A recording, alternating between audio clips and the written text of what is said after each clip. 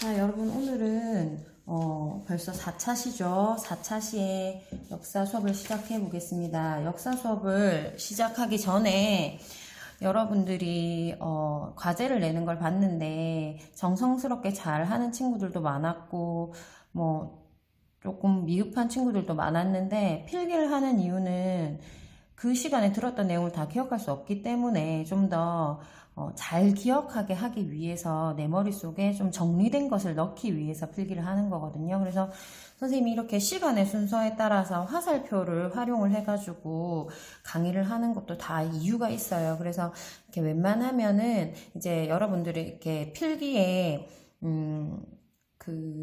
익숙해져 있지 않은 사람들이기 때문에 필기하는 방법도 자기가 많이 해보면서 발전을 하는 거기 때문에 처음에 선생님 하는 대로 조금 따라 해주면 나중에 이렇게 이해하기도 쉽고 자기 스스로 정리를 하기도 좀 쉬울 것 같아요. 그러니까 요거를 또 다른 식으로 필기를 한 친구들이 있더라고요. 근데 웬만하면 선생님이 화살표로 쓰는 거는 시간의 흐름이 중요하고 이 시간의 흐름에 따라 필기를 한 것을 머릿속에 이미지화하는 작업을 자기도 모르게 자기 뇌가 하고 있거든요.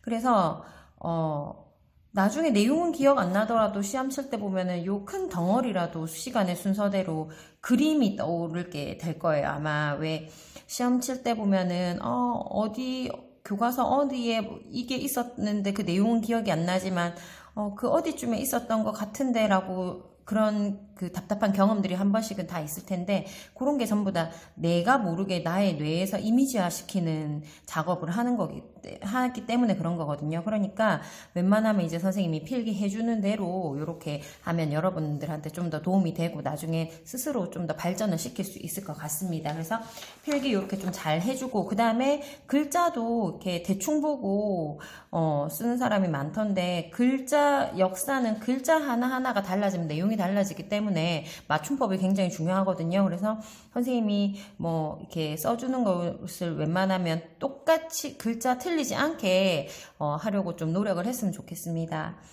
그리고 필기를 굉장히 잘하는 친구들도 많은데 이거를 낱장으로 한 노트에 하지 않고 그냥 갖고 있는 건 아무런 소용이 없어요. 이게 한 노트에 있을 때 힘을 발휘하는 거니까 웬만하면 노트를 한 권 마련을 해서 했으면 좋겠습니다. 벌써 뭐 많이 쓴 친구들은 세 바닥을 썼고 하는데 앞으로 훨씬 더 많아지겠죠. 그러니까 그거 좀 유의해서 하고 다음에 선생님이 강의 시간을 웬만하면 30분을 넘기지 않는 이유가 원래 우린 45분 수업인데 나머지 한 15분에서 20분 정도는 본인이 노트를 정리해서 사진을 찍어서 올리라는 건데 과제 제출이 자꾸 늦어지는 친구들이 있더라고요. 그래서 우리는 과제 제출을 1시 그러니까 그날 이제 수업하고 그날 이제 4시까지는 모두 다 올리는 것으로 하겠습니다.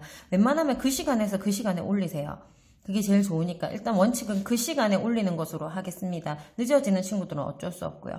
그리고 강의를 끝까지 안 듣는지 맨 끝에 이런 것들 자꾸 누락시키는 친구들이 많은데 안 쓰는 친구들이 많은데 제일 끝까지 들어서 학습 종료를 눌러야 학습 완료가 뜨니까 이거 좀 주의해 주기 바랍니다.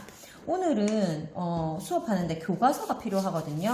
그래서 교과서를 옆에 갖다 놓고 지금 영상 중지시키고 교과서 가지고 전부 다 오기 바랍니다.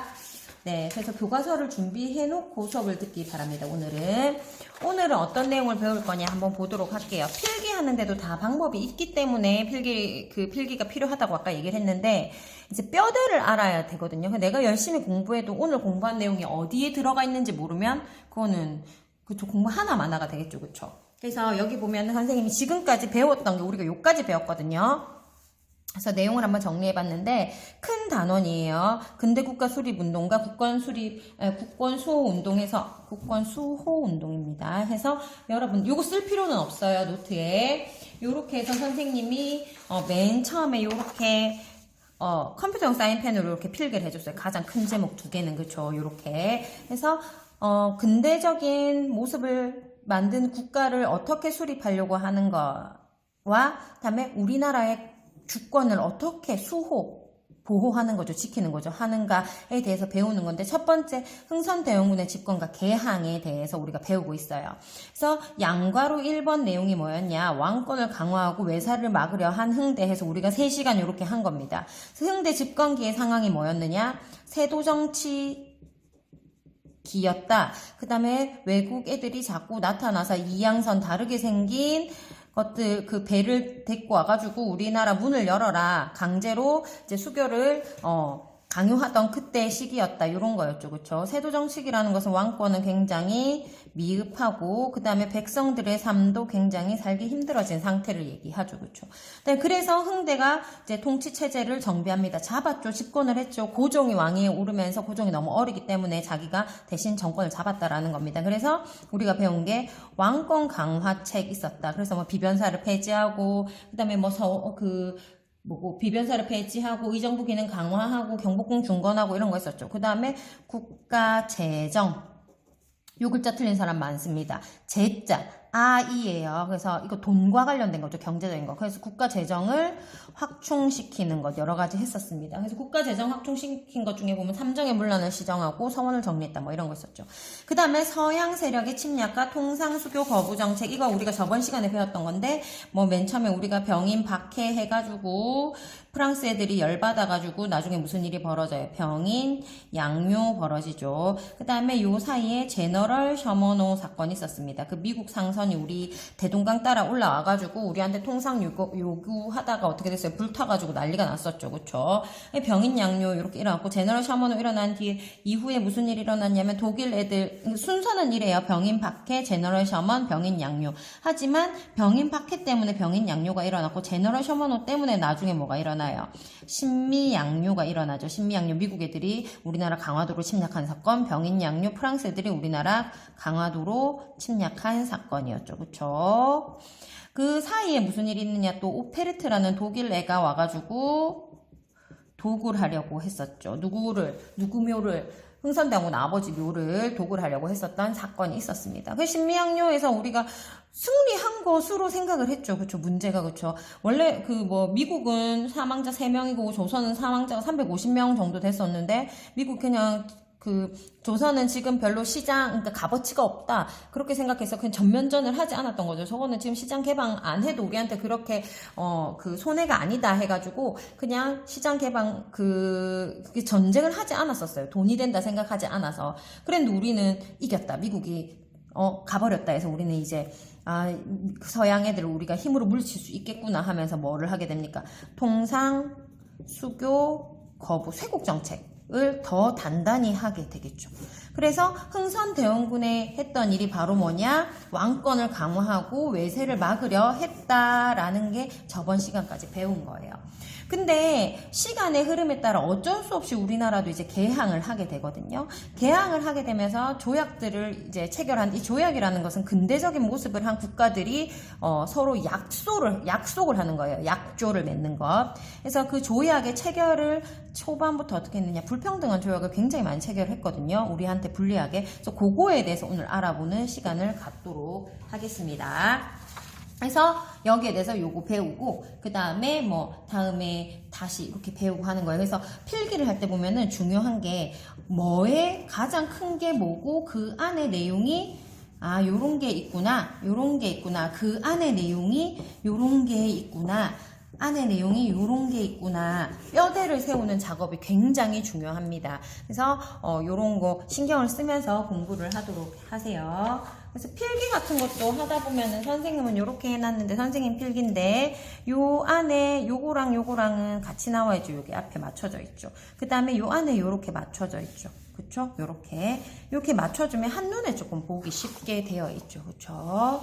요런 식으로 필기하는 방법 자기가 다 하나하나씩 이제 자기 스스로 깨우치게 될 겁니다. 그래서 오늘 하는 내용은 개항과 불평등 조약의 체결에 대해서 먼저 보도록 하겠습니다. 교과서 준비했죠, 그쵸? 자, 첫 번째 개항과 불평등 조약의 해결의 첫 번째 내용은 바로 무엇이냐? 조선의 개항입니다. 결국 개항이라는 것은 항구를 열다라는 뜻이거든요. 그래서 항구를 열면서 어떻게 외국의 그 문물을 받아들이게 된다라는 건데 개항을 하게 된 배경부터 먼저 보자면요. 배경은 일단 흥대가 하야를 하게 됩니다. 하야가 뭐냐면요. 물러난다라는 뜻이에요. 권력자의 자리에서 물러난다라는 뜻입니다. 이거는 선생님이 적어줄게요. 물러남. 그래서 흥대가 하야를 하는데 흥대가 하야를 하게 되는 가장 큰 이유는 바로 뭐냐, 고종이 계속 어린이는 아니겠죠, 그쵸? 그래서 고종이 성장을 하게 되면서 흥대가 하야를 하게 되는 거예요. 근데 이때 이제 공종이 성장을 했으니까 이제 고종이 드디어 친정을 하게 되겠죠. 친정이라는 말은 무슨 뜻이냐면요, 왕이 직접 정치를 한다라는 뜻입니다. 근데 고종은 뭐 이미 벌써 결혼을 했었죠. 누구냐면 이제 민자영이라고 하는 그 왕비가 있었는데, 우리가 흔히 알고 있는 명성황후라고도 하죠. 명성황후. 민씨 세력이 집권을 하게 되는데, 이 배경은 뭐가 있냐면 그 고종이 이제 왕비를 드려야 되잖아요. 왕이니까. 그래서 이때 당시에 흥선대원군의 부인의 추천으로 고종이 어릴 때 흥선대원군 집권하고 있을 때 민자영이라는 사람을 왕비로 간택을 해요. 이때 당시에는 이제 왕비를 뽑는 거죠. 그래서 왕비로 간택하는데, 이 민자영이라는 사람은 어떤 사람이었냐면 아버지가 영의정 출신이었는데도 불구하고, 영의정 하면 의정부 소속이죠. 그렇죠? 그래서 지금으로 치면은 제일 높은 장관 정도로 생각을 하면 돼요. 그래서 민자영의 그 영의정 아버지가 있었는데, 그 아버지가 8살 때 돌아가신 거예요. 민자영이라는 사람이 8살 때. 그래서 홀어머니 밑에서 그런 정치 권력의 영향을 받지 않고 이 권력 사이에서 아웃사이더로 이제 고아랑 다름없이 이제 자라기 시작한 거예요. 그래서 굉장히 가난하게 자랐는데, 이게 오히려 흥선대원군한테는 좋아 보였던 거죠. 왜냐면 세도 정치 시기에는 전부 다 왕비 쪽의 가문이 정권을 다 잡았기 때문에, 왕비 쪽의 세력이 약하면 왕의 세력, 왕권이 강할 것이다라고 생각을 했기 때문에 이제 민씨 세력을 민자영을 왕비로 뽑게 됩니다. 근데 이 민자영, 민씨하고요, 이 그 흥선대원군하고 사이가 별로 안 좋았어요.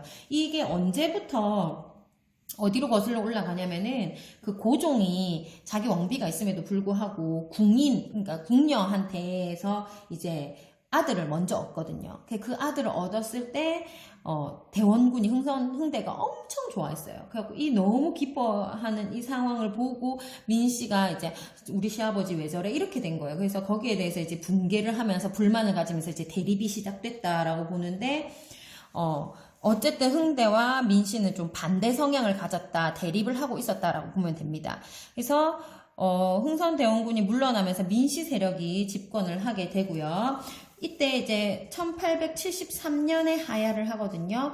그리고 우리나라 사람들도 이제 생각이 조금 바뀌게 되는 거예요. 그래서 통상개화론이라는 게 대두하게 됩니다. 대두는 뭐예요? 나타나기 시작한다라는 거예요. 큰 머리가 아니라 나타남. 대두가 뭐라고? 나타난. 머리를 쓱 내민다, 이렇게 생각하면 돼요. 그래서 통상개화론이 대두를 하는데, 이거를 주장했던 사람이 누구냐? 박규수, 그 다음에 오경석. 사람들 이름이 이제 한 명씩 나오기 시작합니다. 그렇죠? 오경석, 그 다음에 유홍기. 이런 사람들이 주장을 하게 됩니다. 나중에 개화론자라고 생각을 하면 돼요. 특히 이 박교수라는 사람은 누구냐면은 그 연암 박지원 알죠, 그쵸? 실학자로도 유명하죠. 연암 박지원의 손자인데요. 이 사람이 언제적 사람이냐면, 저 앞에 제너럴 셔먼호 때 평양에 이제 그 평양 시장으로 생각하면 되죠. 그때 그 사람이에요. 그래서 제너럴 셔먼호 때 우리 그 제너럴 셔먼호 불태우고 막 했던 사람인데, 왜 개화는 문을 여는 거거든요. 문을 연다. 즉 문화를 개방한다라는 뜻이에요. 문화 개방. 즉 교류한다, 이렇게 생각하면 되겠죠. 그래서 요렇게 하는 거예요. 박규수는 제너럴 셔먼호 때 평양에 평양에 그거였는데, 그 시장이었는데, 이때는 반대했는데 왜 여기로 돌아갔냐 했냐면, 제너럴 셔먼호 사건이 있은 뒤로 박규수가 청으로 가가지고 서양 문물을 접하게 돼요. 그래서 저 서양 문물을 우리가 배워서 우리나라도 좀 발전을 해야겠다 하면서 개화론자로 돌아서게 되는 거예요. 먼저 좀 발전된 문물을 봤다라는 거죠. 그렇죠? 그래서 통상 개화론이 대두가 되면서 어쩔 수 없이 이제 문을 열 수밖에 없는 상황이 되어 간다라는 겁니다. 그래서 이 두 번째 계기를 한번 보겠습니다. 그러면 이런 배경은 갖추어졌는데 진짜 문을 열게 된 이유가 뭐냐? 사건이 뭐냐? 바로 뭐냐? 일본의 운요호 사건이라는 건데요. 일본이 일으킨 운양호라고도 옛날에는 했다고 해요. 1875년에 일어나는 사건인데요. 운요는 일본의 군함이에요. 그래서 일본이 우리나라 입장에서 보면은 일본이 군함을 이끌고 강화도에 침략을 한 겁니다. 일단 우리나라로 서울 쪽으로 들어오려면 강화도를 거쳐야 되기 때문에 강화도가 굉장히 많이 나오죠. 그렇죠? 강화도를 침략해서 통상을 요구한 사건이 바로 이 운요 사건인데요. 일본은요, 전쟁도 불사한다는 거, 전쟁할 각오가 되어 있다라는 거죠. 그래서 그런 입장으로 통상을 요구해 옵니다. 근데 이때도 통상 요구할 때 어땠냐면은 자기네들은 뭐라고 얘기했냐면 원래라면 국제법상, 이때 당시 우리나라는 국제법이 굉장히 무지할 때거든요. 국제법상 식수를 구하기 위해서 먹는 물이 바다에 없을 때 바닷물을 먹을 수 없잖아요. 그러니까 먹는 물을 구하러 인근 가장 접해 있는 나라에 들어갈 수 있다. 이거는 사람의 이제 도리상 물을 줘야 된다 이거예요. 그런데 들어갈 때는 어떻게 하냐면 반드시 국기를 개양하고 어딘지 알려야 된다라는 거예요. 그래서 이 운요 사건에서 얘네들 일본이 뭐라고 했냐면 우리는 식수가 모자라가지고 니네한테 식수를 받으러 갔는데 니네가 우리한테 뭘 했다라는 거야. 총을 쐈다라는 거야. 그래서 우리도 어쩔 수 없이 썼다. 우리를 위해서 그걸 자위권이라고 얘기를 해요. 스스로 지킨다라는 거거든요. 그래서 자위권을 발동해서 우리는 쐈는데 그래서 일어난 거지.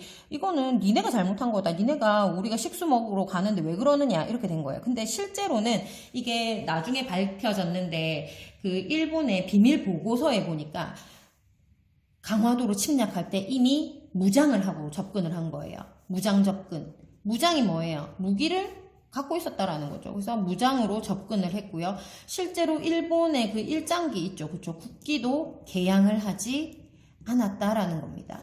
그러니까 국제법상 어차피 얘네들이 글러먹은 거예요. 그죠? 그래서 그냥 침략하려고 온 겁니다. 그 다음에 이때 당시에 식수를 구하려고 한 것도 아니고 해안을 측량하려고 했었다라는 거예요. 해안 측량이 뭐냐면 지금이야 위성을 쏴가지고 다 볼 수 있지만 이때는 그런 게 없잖아요. 그러니까 이 지형이 어떻게 생겼는지 알려면 직접 가가지고 보고 그려야 된다라는 거예요. 근데 특히 해안이라는 것은 밑에 암초가 있을 수도 있고 바다 위에는 안 보이지만 이게 바다 수면이라면 밑에 암초가 이렇게 올라올 수도 있잖아요. 그럼 큰 배일수록 깊이 들어가겠죠. 지나가다 부딪힌다라는 거예요. 그래서 이런 거 바다 밑 지형과 해안과 이제 바다 밑에 지형 이런 것들 다 볼 수 있는 게 해안 측량권인데 해안 측량권, 해양 측량권이라고도 하는데 해양 측량권 좀 더 큰 범위예요. 해안 측량권이 좀 더 작은 범위고. 그래서 해안 측량을 하려고 오고 있었다라는 겁니다. 그러니까 왜 남의 집에 살림을 왜 들여다보냐 이거죠. 그렇죠. 우리 입장에서는 내가 만약에 너네들 집에 여러분 집에 가가지고 집이 어떻게 생겼는지 좀 알고 싶어서 왔습니다 하면 띵동 눌러야 되는데 허락을 받아야 되지. 근데 그것도 아니고 그냥 내 마음대로 니네 집들 들어가가지고 어디에 뭐가 있는지 알아보는 게 바로 해안 측량이라고 생각을 하면 돼요. 그런 걸 하고 있었다라는 겁니다. 그래서 불법적으로 우리한테 다가왔어요. 근데 심지어 이때 통상 요구할 때 뭐 했냐면요. 게틀링건이라고 있습니다. 게틀링건이 뭐냐면 이제 따발총, 기관총 이렇게 얘기하는 건데 어떻게 생겼냐면요. 미국 서부 영화 이런 거 보면은 나타나는 건데 이렇게 생겨가지고 여기에 총알을 막 이렇게 꽂아가지고 한 번에 이거 들고 다니면서도 쏘고 이렇게 고정시켜서도 쏘고 있고 한 번에 한 몇 발 날라가요? 한 40여 발 정도 날라가요. 근데 우리나라에 이때 당시에 갖고 있었던 총이 뭐냐면 우리나라도 이때 총이 있었거든요. 임진왜란 때 이미 일본 애들이 총을 들고 들어왔었잖아요. 그렇죠? 우리나라에서 쓰던 총은 바로 뭐냐면 장총이라고 하는 거예요. 그 들고 이렇게 쏘는 거 있잖아요. 그림은 또 못 그리는데 어쨌든 요렇게 생긴 총들 있잖아요. 요렇게 생긴 장총이었단 말이에요. 그럼 우리는 한 발 쏘고 장전하고 또 쏘고 해야 되는데 얘는 40여 발을 쏘는 따발총 실제로 이렇게 이것들을 막 쏘면서 겁준 거예요. 우리나라에. 어디에서 겁을 주냐면 우리나라에 90군데겠죠. 그때 당시에 군인들이 막 훈련하고 있는데 옆에 와가지고 이걸 따발총을 막 쏜 거예요. 게틀링건에. 그래서 40여 발씩 쏘고 하니까 우리나라 사람들 너무 무섭잖아요. 그쵸? 이거 옆에서 약속, 뭐, 이렇게, 뭐, 어떤, 회의를 해가지고 뭐를 결정하는데 옆에서 총 쏘고 있는다고 생각해 보세요. 그거 뭐예요?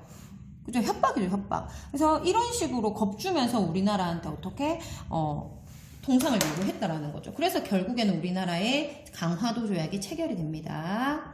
강화도에서 맺은 조약이라서 강화도 조약이에요. 근데 이 강화도 조약이 언제냐? 1876년이고요. 이게 이제 어떤 정부가 그 주가 되어서 체결을 했냐면 이제 민씨 세력, 고종, 다 고종인데 지금까지 모든 일이 전부 고종이에요. 고종의 업적인데 여기에 보면은 고종 중에서도 이제 흥대가 권력을 잡았을 때는 뭐 신미양요, 병인양요 뭐 이런 것들 일어나고 그죠? 그 다음에 여기에 이제 민씨가 잡았을 때 이제 이런 거 강화도 조약 이렇게 일어나는 거예요. 모든 업적은 고종이지만 세력이 누가 있었는지를 아는 게 중요하겠죠, 그렇죠? 그래서 민씨 세력이 주가 되어서 강화도 조약을 체결을 합니다. 근데 여기에 있어서 강화도 조약을 체결할 때 또 그냥 됐느냐? 그냥 안 됐어요. 이때 당시에 이제 통상을 반대하는 세력도 있었거든요. 개화를 찬성하는 애들도 있었고 통상을 반대하는 애들도 있었고, 그래서 통상 반대하는 사람들은 우리가 뭐라고 하냐면 다음 시간에 더 자세히 배울 겁니다. 위정척사파라고 얘기를 합니다. 이 위정척사파로 가장 대표적인 사람은 최익현이라고 하는 사람인데요. 이 사람이 뭘로 유명하냐면 이제 도끼상소로 유명합니다. 그래서 그 상소한다라는 것은 이제 건의사항을 올리는 건데 굉장히 이렇게 절대 그러시면 안 됩니다 하고 올리는 건데, 글을 올리는 경우도 있고 직접 찾아가가지고 왕의 집무실이 이제 근정전이라고 하는데, 이 근정전 앞에 가가지고 경복궁 가면 다 있거든요. 여러분 이번에 수학여행은 어떻게 될지 모르겠지만 뭐 서울에 수학여행 가서 경복궁을 간다면 이제 근정전이 바로 보일 거예요. 그 근정전 앞에다가 이렇게 전부 다 이렇게 사람들 앉아가지고 여기에서 아니되옵니다 하면서 막 절하고 엎어져 있고 막 그런 거예요. 계속 안에서 왕은 여기서 일을 하고 있는데, 왕이 여기 앉아 있는데 여기에 막 사람들 앉아가지고 아니됩니다 왜 도끼상소냐, 옆에 도끼 놔두고 간 거예요. 아니면 날 죽여라 이렇게 하고, 이거를 진짜 강화도 조약을 체결할 거면 날 죽여라 한 게 이 도끼상소입니다. 근데 실제로 내가 진짜 죽이고 하는 건 아니고 그만큼 내가 강력하게 얘기한다라는 걸 보여주는 거예요. 그래서 도끼상소 해가지고 이렇게 강화도 조약을 반대하는 세력도 있었지만 결국엔 강화도 조약이 체결이 됩니다. 그래서 두 번째 해서 강화도 조약을 보겠습니다. 자, 강화도 조약은 아까 얘기했다시피 1876년에 체결이 되고요. 2월입니다. 2월에 체결이 되는데 이것이 가지고 있는 의미는 무엇이냐, 중요하니까 빨간색으로 적을게요. 파란색만 안 적어도 되고 빨간색은 적으세요. 이거는 어떤 의미를 가지고 있냐면 우리나라가 외국과 맺은 최초의 근대적 조약이 됩니다. 그래서 어떤 조약을 했는지 한번 알아보도록 하겠습니다. 교과서 20쪽을 펼치세요. 교과서 20쪽. 교과서 20쪽 폈습니까? 자, 하나하나 보도록 하겠습니다. 선생님이 좀 잘 보이게 이거는 파란색으로 필기할 테니까 요거는 다 교과서에 써놓으세요. 굉장히 중요합니다. 강화도 조약과 조일무역규칙인데 오늘은 여기까지만 수업을 할게요. 여기까지 하고 필기하는 것까지 하겠습니다. 자, 강화도 조약은 다른 이름은 조일소조교라고 하는데 요런 이름 정도까지는 알 필요는 없습니다. 중학교 과정에서는 그냥 강화도 조약 정도로만 기억을 하면 됩니다. 그래서 제1조 보겠습니다. 제1조 보면 조선은 자주국이라고 했어요. 자주국. 스스로 주권을 가진 국가다라는 거죠. 그래서 대등한, 일본과 평등한 권리를 가진다. 일본과 조선이 어떻게 대등한 입장이다라고 보는 것 같죠. 그렇죠? 굉장히 좋은 조약 같아요. 근데 사실상 이거는 어떤 의미가 있냐면 우리나라 조선이라는 나라가 중국의 청나라한테 이렇게 사대를 하는 나라였잖아요. 청나라를 모시는 나라. 즉, 그래서 청나라가 우리나라에 굉장히 간섭이 심했던 시대란 말이에요. 그렇죠? 그래서 자주국이라고 한 것은 일본에 어떤 꼼수가 숨어 있느냐. 청나라의 간섭을 배제하려고 하는 거였다는 거예요. 그래서 자주국이라고 넣어준 거예요. 그래서 청나라는 오지 마라. 조선은 자주국인데 청나라 네가 왜 간섭하냐 이겁니다. 그렇죠?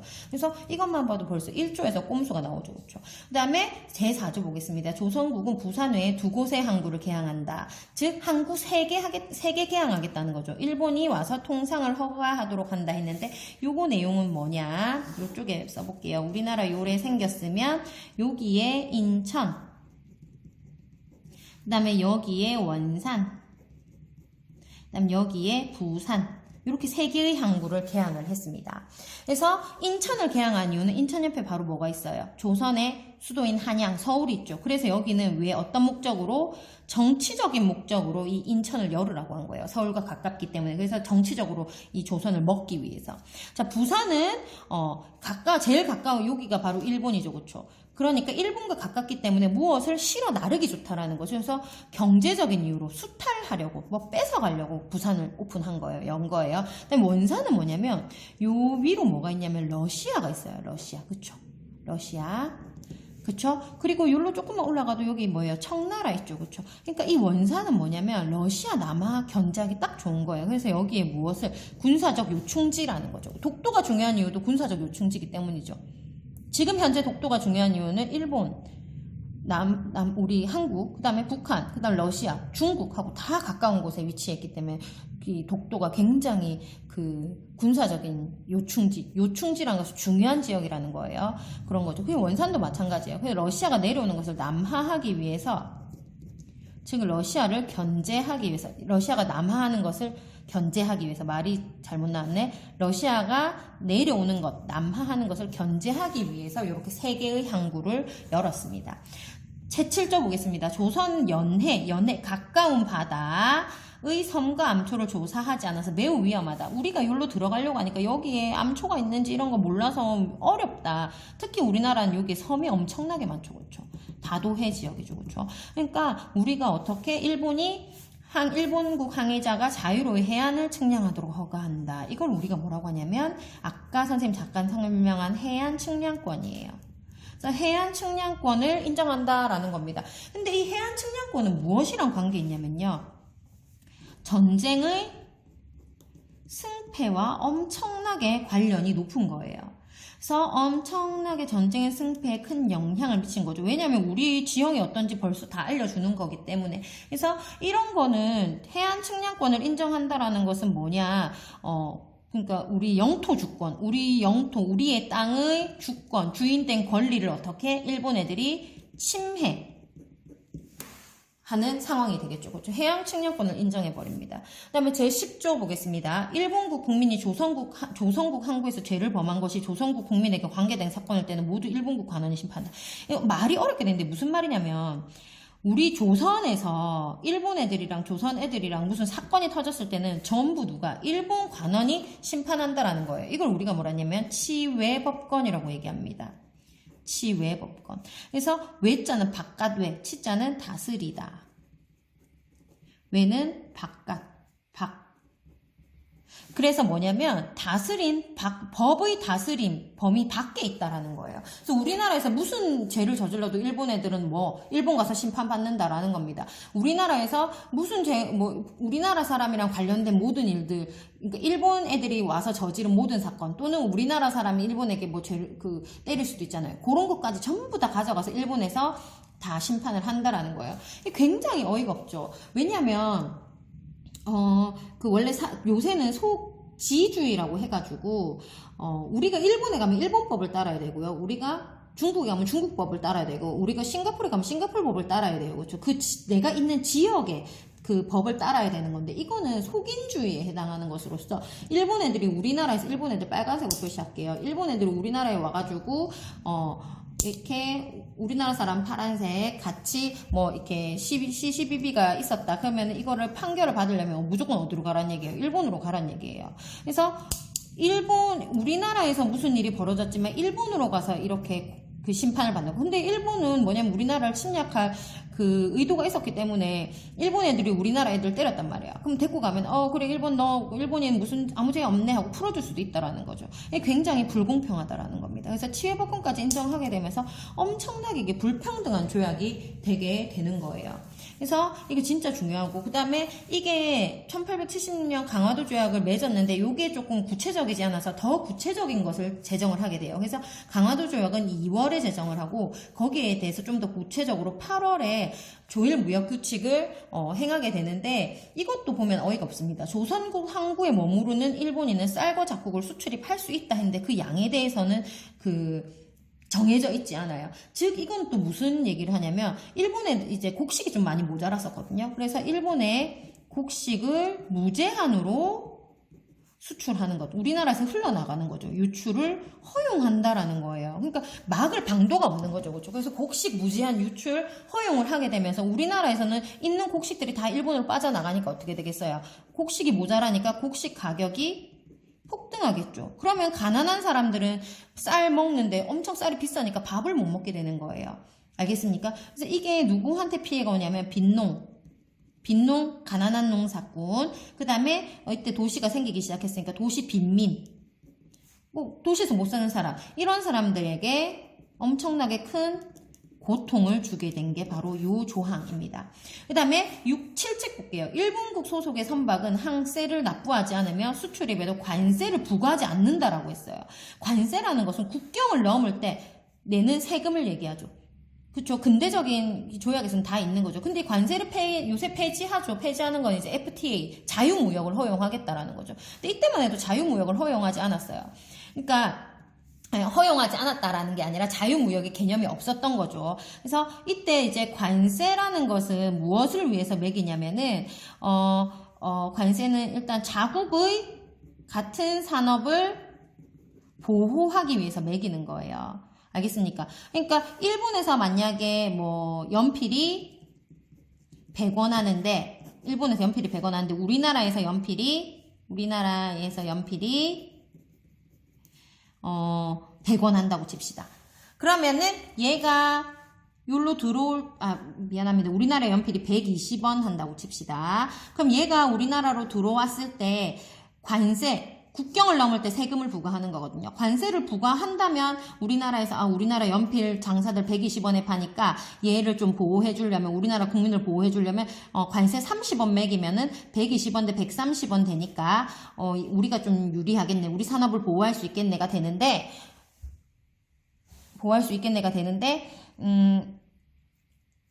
만약에 관세가 없다 치면 우리나라 연필 120원에 일본 연필 100원이 들어와 버리는 거예요. 그러면 우리나라 사람들이 나는 애국심이 불타니까 120원짜리 국산 써야지 하냔 말이야. 아니거든요. 왜냐면 돈 아껴야 되니까, 이때 당시 못 사는 시대니까. 그래서 싼 거에 아무래도 가거든요. 그래서 100원짜리 이거 다 사버리면 우리나라 연필 다 망하잖아요. 그래서 자국 산업을 보호하기 위해서 관세를 매기는데 관세를 부과하지 않는다라고 한 거예요. 이것도 불평등이 되겠죠. 그렇죠? 알겠습니까? 그래서 이게 강화도 조약의 내용입니다. 오늘 조금 길어지는데 강화도 조약의 내용만 정리하고 오늘 수업 여기서 끝내도록 하겠습니다. 강화도 조약의 내용 한번 보겠습니다. 첫 번째, 조선은 자주국이다라고 얘기를 했죠. 조선은 자주국이다라고 얘기한 건 뭐 때문이었다? 대답하면서 하세요. 청간섭을 배제하려고 했다라는 거죠. 그 다음에 두 번째는 포는 항구예요. 삼포를 개항했습니다. 이 삼포가 어디냐면 부산은 뭐 때문에 경제적으로 수탈하려고. 그 다음에 인천은 뭐 때문에 바로 옆에가 서울이니까 우리 먹으려고, 정치적으로 먹으려고. 그 다음에 이제 원산은 어디다? 군산. 이제 원산은 일본 애들, 러시아 견제하려고 죠. 그래서 우리나라 이렇게 보면 여기 인천은 우리가 다른 말로 이제 제물포라고도 얘기합니다. 그때는 제물포라고 얘기를 했었어요. 그 다음에 인천, 여기에는 원산, 여기 부산. 이렇게 세 개를 개항했다라는 거죠. 세 번째, 우리가 치외법권을 인정했다라는 거죠. 그래서 치외법권을 인정했다라는 것은, 이것은 이제 조선의 주권을 부정했다라는 거죠.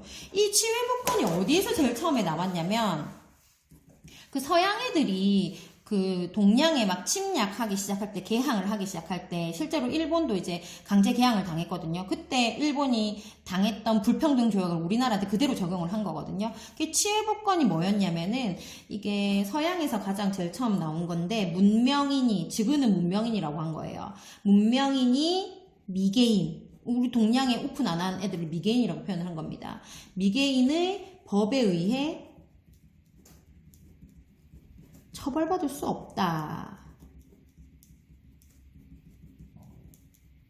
라는 아주 이런 그 인종차별적인 그런 뭐 내용을 바탕으로 한 게 치외법권이거든요. 그래서 지네가 봤을 때 지네는 근대적으로 발전을 했기 때문에 문명인이고 우리는 미개하다라는 거예요. 그래서 우리의 법을 인정하지 않기 때문에 자기네 법으로 적용을 받겠다라는 게 치외법권이거든요. 굉장히 자존심 상하는 일이죠. 그렇죠? 그 다음에 무엇을 인정했느냐? 아까 봤죠. 해안을 자유로이 측량할 수 있는 해양 측량권을 인정을 하게 되면서 이 해안 측량권은 뭐다? 우리의 영토 주권을 침해했다라고 볼 수 있겠죠. 그래서 이 두 개의 조항을 보면 이게 뭐다? 강화도 조약. 우리가 제일 처음 맺은 강화도 조약은 불평등 조약이었다라는 것을 알 수 있겠죠. 그래서 우리가 여기서 봤을 때 강화도 조약의 의미를 보자면 외국과 맺은 최초의 근대적 조약이지만 최초의 불평등 조약이었다. 치외법권과 해안 측량권을 인정해서 요거를 꼭 기억을 해야 됩니다. 그래서 그 이후에 맺은 이제 조일무역규칙 해가지고 선생님하고 배웠죠. 요거는 선생님이 다음 시간에 이어서 정리를 할게요. 그래서 요 밑에 이렇게 들어가고 요 사이에 해서 다시 밑에 필기를 하는 것으로 하겠습니다. 오늘은 여기까지 할게요. 과제 이번 시간 안에 올리도록 하세요. 그리고 선생님이 댓글은 맨 처음에 막 달다가 너무 힘들어가지고 과제를 다 봐야 되기 때문에 점을 찍었거든요. 그리고 혹시 점이 누락됐다 하더라도 선생님이 필기한 내용 다 보고 있고 잘한 애들은 선생님이 출석 체크 그 명렬표에 별표도 해놓고 있으니까 조금 깔끔하고 열심히 잘한 흔적을 좀 남겨줬으면 좋겠습니다. 네, 다음 시간에 보겠습니다. 안녕.